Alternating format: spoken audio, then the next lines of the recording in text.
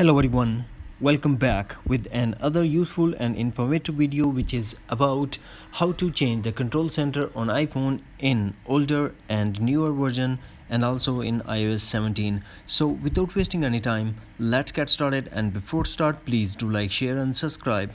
Now what we have to do, we are going to launch settings. Here we have to tap on control center. There you will see a lot of option and you have to just tap on the plus button that you want to add the control on your control center. For example, you are going to add the alarm, just tap on plus.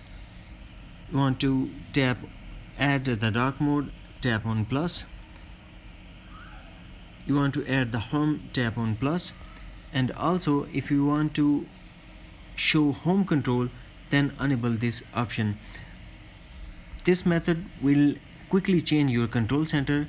Now I will show you. Tap on control center, that you can see all the option that you select add on your control center. That's it. Hopefully friends, you found this video helpful, so please do like, share and subscribe. Thanks for watching. Take care. Bye bye.